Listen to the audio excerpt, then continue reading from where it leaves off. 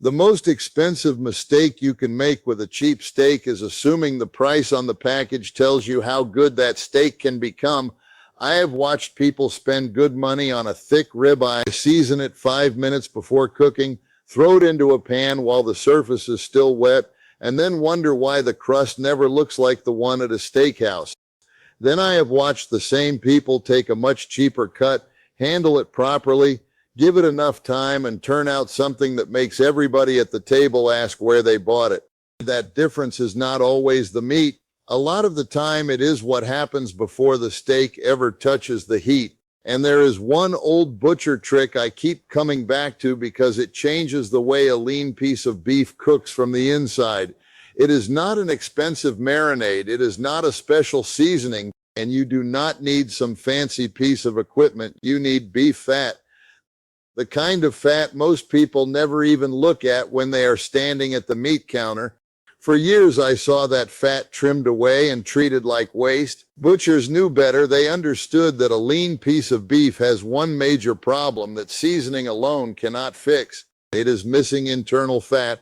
That is what gives a ribeye its richness. Those little pockets of fat running through the muscle melt while the steak cooks, keeping the bite juicy and carrying that deep beef flavor with them. A cheap lean steak does not have much of that. So instead of trying to pretend it does, there is an old technique that puts some of it back. It is called larding. And if you have never seen it done, the first time looks almost too simple to be useful. Take a very cold strip of clean beef fat, cut it into narrow pieces about the thickness of a pencil, then put the steak flat on your cutting board. Take a thin, sharp knife and make a narrow channel through the side of the meat, following the direction of the muscle fibers. Do not slice the steak open. You are creating a tunnel. Push a cold strip of beef fat into that tunnel until the fat disappears inside the meat. Make several channels across the steak, leaving roughly an inch between them. The important word here is cold. Warm beef fat gets soft, smears everywhere, and becomes difficult to push through the meat. Put the strips in the freezer for about 10 minutes first. You want them firm enough to handle but not frozen solid. Once those little threads of fat are inside the steak, they become part of the cooking process. As the meat heats up, the fat melts from inside the muscle. You are not painting fat on the outside. You are putting it where a naturally marbled steak already has it. That is the difference. But there is another trick that matters almost as much, and it costs practically nothing. Salt the steak early, not right before it hits the pan. Early. Take your steak and season both sides generously with coarse salt. Then place it on a wire rack over a tray and leave it uncovered in the refrigerator. Give it at least 40 minutes. If you can plan ahead, leave it overnight. At first, something strange happens. The salt pulls moisture toward the surface. You may look at the steak and think you have made it worse. You have not. Leave it alone. Given enough time, that moisture gets pulled back into the meat while the surface begins to dry, and that dry surface is exactly what you want when the steak meets high heat. A wet steak has to spend its first few minutes evaporating water. A dry steak can start building a crust. That is one of the biggest differences between a steak that looks gray and steamed and one that comes out dark, browned, and deeply flavored. Then comes another cheap trick that most home cooks overlook: beef tallow. If you can get clean beef fat from a butcher, save it. Render it down and keep it in the refrigerator. When your steak is ready to cook, rub a very thin layer of tallow over the surface. Not a swimming pool of fat, just enough to coat it. Tallow works especially well with beef because it reinforces the flavor you already have instead of covering it with the taste of another oil. And if you have already salted the steak and dried the surface properly, that little layer of beef fat helps the outside brown aggressively when it hits the heat. But this is where people usually get impatient. They want to add something else. A marinade, maybe vinegar, maybe lemon juice, maybe a bottle of Italian dressing, maybe soda because somebody online said it makes beef tender. Some of these things can help, but timing is everything. Acid is a good example. A small amount of acid can change the outer surface of meat. Vinegar, citrus juice, and wine all contain acids that interact with proteins near the surface. The problem is that more time does not automatically mean better results. Leave an acidic marinade on too long, and the outside can become soft, pale, and unpleasantly mushy, while the center of the steak remains exactly as tough as it was before. That is the mistake. People assume that if 30 minutes helped, 8 hours must help even more. It does not work that way. If you use a strong acidic marinade, think short. Around 30 minutes is plenty for a surface treatment, and about an hour should be treated as an upper limit for a strong acidic soak rather than a target. Then remove the steak and dry it completely. That last part is not optional. If the surface is wet, the pan has to boil that moisture away before serious browning can happen. And while the outside is steaming, you are losing the exact crust you were trying to create. There is another technique I like when the steak is especially lean: baking soda. This one needs more care than most people realize. For about 1 pound of beef, use no more than half a teaspoon of baking soda. Rub it over the surface, leave it for roughly 15 minutes, then rinse the meat thoroughly under cold water and dry it completely. Baking soda raises the surface pH of the meat. In simple terms, it changes the way the proteins behave near the outside, helping the meat hold on to moisture and making the surface more favorable for browning. This is related to a technique often used when preparing tender beef for stir frying, but there is a line you do not want to cross. Too much baking soda or too much time can leave the meat with an unpleasant texture and a flavor you will notice immediately. If you can taste the baking soda, you used too much or failed to rinse it properly. This is not one of those techniques where more is better. A little is enough. Now, if you want a completely different kind of improvement, there is something sitting in your refrigerator right now that can do more than you might expect: buttermilk. Buttermilk is useful because it contains lactic acid, which is relatively gentle compared with stronger acids. Put the steak in a shallow dish, pour enough cold buttermilk over it to coat the meat, cover it, and refrigerate. Overnight is a good starting point. This is one of the more forgiving approaches because the acid is gentler than a straight vinegar or citrus marinade. When you remove the steak, scrape away the excess and dry the surface thoroughly before cooking. And that drying step comes up again for a reason. No matter what you use to prepare the meat, the final enemy is surface moisture. The steak can be beautifully seasoned. It can have been sitting in a marinade for hours. It can have beef fat inside it. None of that matters if you throw it into the pan dripping wet. You will hear the pan sizzle, but a lot of that sound is water boiling away. You want the steak to spend its time browning, not drying itself out. There is one more ingredient I use carefully because it does something a marinade cannot do. Fish sauce. Yes, fish sauce. Only a small amount. For a typical steak, start with about 1 teaspoon and rub it evenly over both sides. Give it around 30 minutes. The purpose is not to make the steak taste like fish. It should not. Fish sauce is concentrated with salt and savory compounds that can add depth to beef when used sparingly. Think of it as seasoning that disappears into the background.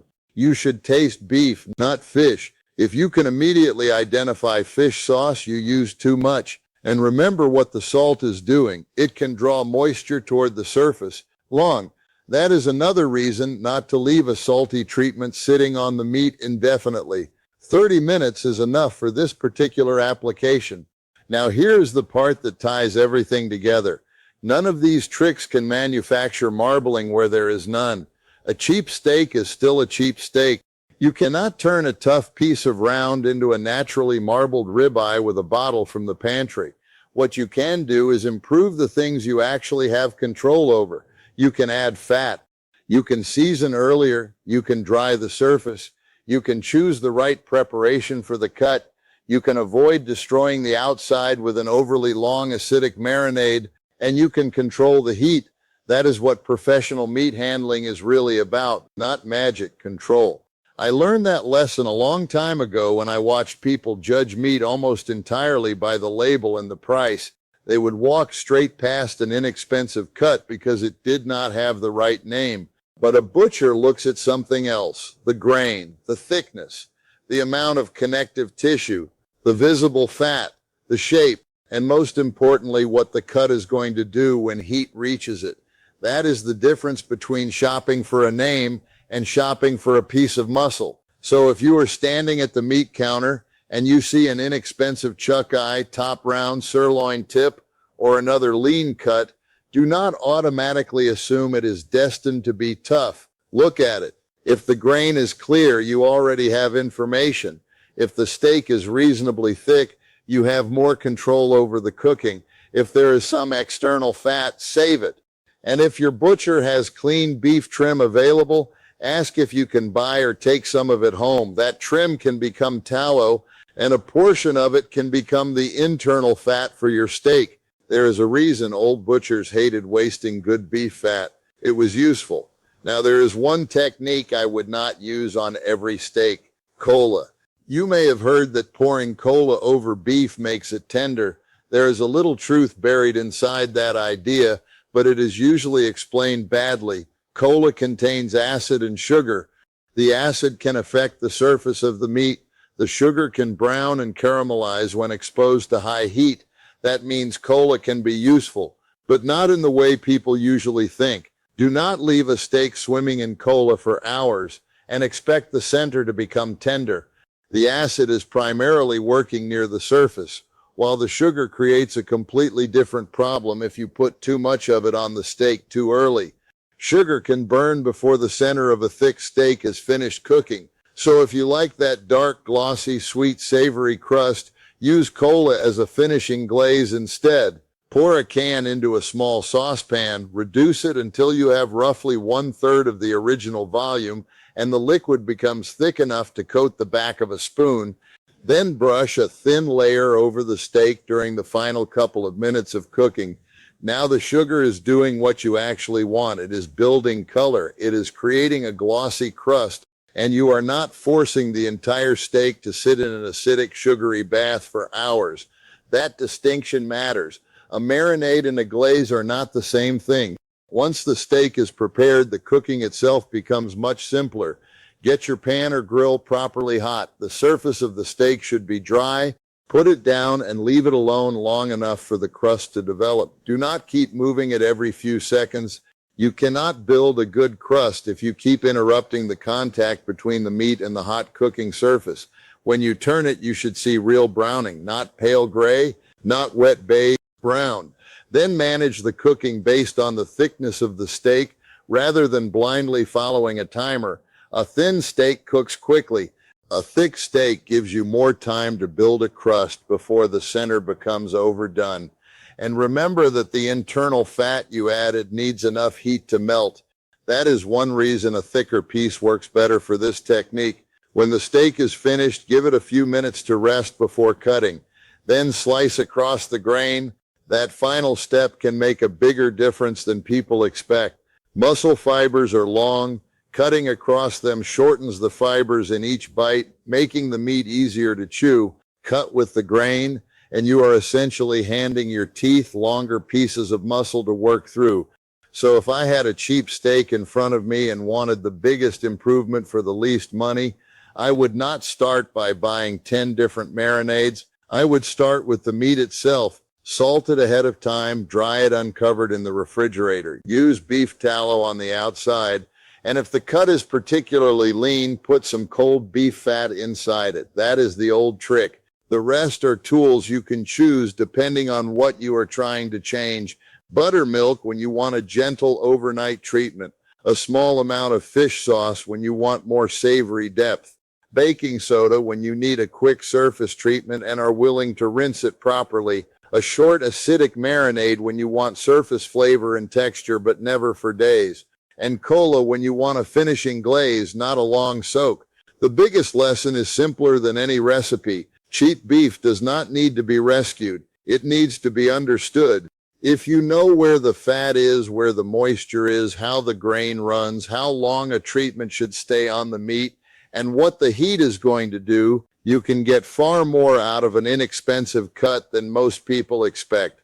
And the next time you stand at the butcher counter, ask one question before you look at the price. What can I do with this cut? because sometimes the steak that looks ordinary in the case is the one that becomes your favorite once you know what to do with it. And if you have a cheap steak sitting in your refrigerator this week, tell me what cut it is and what it costs where you live. I want to know which cuts people are still getting for a reasonable price, because there is another old butcher habit worth knowing: the 4 words you can say at the meat counter that can get you cuts most shoppers never see in the display case. And there is a right way and a very wrong way to ask for them. There are 4 words you can use at a full-service meat counter that can change what ends up in your package. But most people ask the question the wrong way. They walk up and say, "What is your best steak?" That sounds harmless. It is also one of the easiest questions for a butcher to answer with whatever is already sitting in the display case. Instead, ask this: "What do you have off the case?" Those 4 words tell the butcher something completely different. You are not asking for the most expensive steak. You are asking what else is available. And that matters because a full-service meat counter often has pieces being broken down, trimmed, portioned, or held for other orders that never make it into the glass case. The mistake is thinking the display case is the entire inventory. It is not. The case is what the store wants you to see. Behind it, there can be larger cuts waiting to be broken down. There can be smaller pieces that do not fit the standard packaging. There can be steaks that were cut differently for another order. And sometimes there are cuts that a butcher knows are excellent, but that most customers simply do not ask for. This is where knowing the names of muscles becomes useful. Instead of saying, "Give me something cheap," tell the butcher what kind of cooking you plan to do. If you want something for a hot grill, say so. If you are cooking slowly, say that. If you are feeding several people and do not care whether the meat looks like a traditional steak, say that too. A good butcher can work with information like that. You are giving him a problem to solve instead of asking him to read your mind. There is another question I like even more. What are you cutting today? That question tells you what is actually fresh from the butcher block rather than what has already been sitting portioned in the case. And you may hear a cut name you have never heard before. Do not immediately reject it. Ask what muscle it is. Ask how he would cook it. Ask whether it needs a marinade or whether it should simply be salted and grilled. You do not need to pretend you know everything about beef. A good butcher would rather answer an honest question than watch someone buy the wrong cut and blame the meat later. And here is something worth remembering. The cheapest cut is not automatically the best bargain. If a cut costs less but requires 2 hours of preparation and still comes out tough because you cooked it like a ribeye, you did not save much. The real bargain is the cut whose structure matches the way you like to cook. That is how old school butchers think about meat. Not just expensive versus cheap, right cut versus wrong method. If you like steakhouse style beef, start looking for cuts with enough thickness to develop a crust without overcooking the center. If you like slow cooked beef, stop trying to force lean steaks to behave like braising cuts. And if you have a lean steak that lacks internal fat, remember what we talked about. You have options: salt it early, dry it properly, use a little tallow. And if you have access to clean beef fat, consider putting some inside the meat. That one technique can change the entire eating experience. But do not let all these tricks distract you from the most important thing, the knife. Once the steak is cooked and rested, find the direction of the muscle fibers. They look like long lines running through the meat. Then cut across those lines, not along them. You are physically shortening the muscle fibers before they ever reach your mouth. That makes a noticeable difference, especially with less tender cuts. And this is why a butcher can sometimes make an inexpensive piece of beef feel much more expensive before it ever reaches the grill. He is not changing the animal. He is changing how the muscle is handled. That is the knowledge you are really paying for. So next time you walk into a meat shop, do not just point at the most expensive steak behind the glass. Ask what they are cutting. Ask what is off the case. Ask what they would personally cook tonight.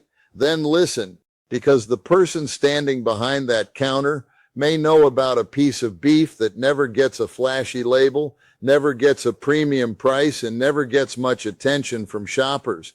And sometimes that is exactly where the bargain is hiding. If you try one of these methods this week, start with just one. Do not change 5 things at once. Salt one steak overnight. Take another steak and prepare it normally. Cook them the same way, then compare them side by side. That is how you learn what actually works in your kitchen, not from somebody promising a miracle, from the steak in front of you. And once you start doing that, you stop shopping for expensive names. You start shopping for useful pieces of muscle. That is a much better skill to have.